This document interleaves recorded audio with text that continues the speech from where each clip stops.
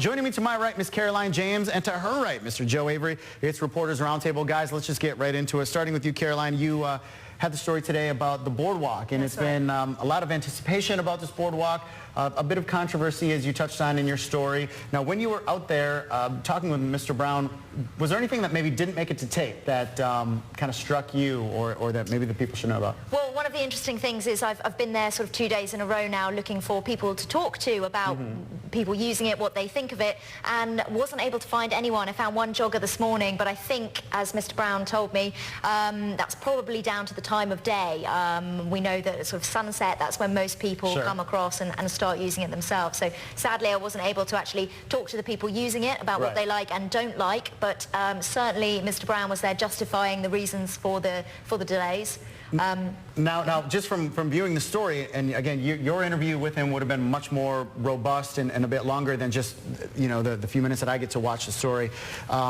But it seems kind of like the big reason for him to, or for government, he didn't do it, to do this is it's pretty there. It looks really pretty.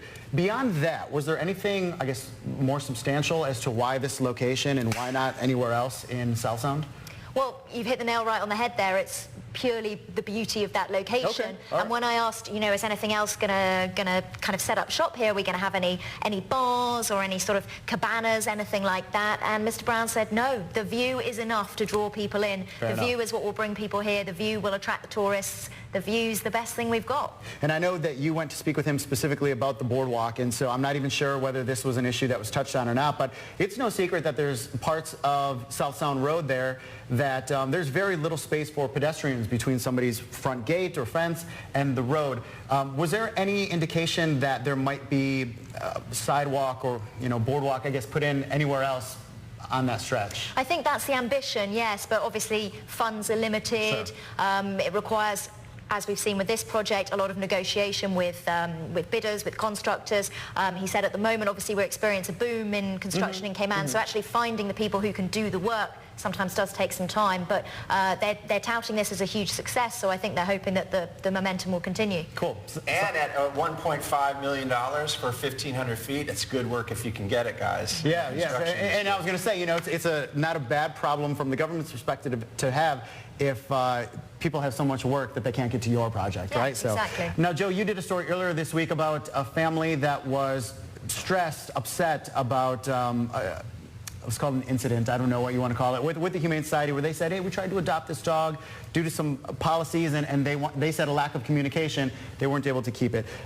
Hey, what is the family doing now? And have you heard anything else from the Humane Society? Because I know you reached out to them. They declined to comment, but have they since reached out in any way? Or I haven't heard from them. I gave them a lot of time to hopefully get back to me because this was over the holidays, and I felt that might be good for them because I know everybody who does work in the Humane Society does it on a volunteer basis, right? You know, kindness out of their hearts, the love for the animals. That is why they do this. But you know, they decided not to comment on this. They told me that. I said that's fine. I'd like their participation in these stories because for each of these stories that I do, another few families comes out. I get emails afterwards. I got some this morning. I woke up to the emails that says, hey, you know, keep trying. You know, we need to hear from them on this. But at the same time, if you're a private organization right there, a nonprofit, you know, it's within your purview to set your own policies, enforce your own policies. So, you know, theoretically, it wouldn't be against the law if,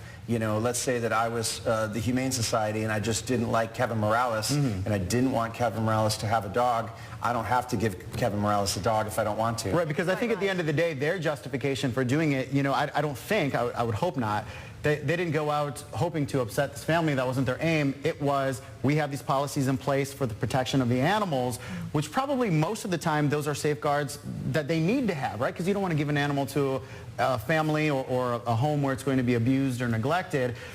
But it seems like in this case what the family is saying is we're not one of those. And unfortunately they just got caught up in this. And here's the kind of the sad ending too, you know, and it was a situation where the family maybe wanted a French bulldog, right? And then they sat around the dinner table and said, hey, well, we want to adopt and not shop. And now after this interview, you know, I was talking to the family and they said, well, you know what, like we couldn't get Pinky. We're going to go back to plan A. Let's get a breeder dog.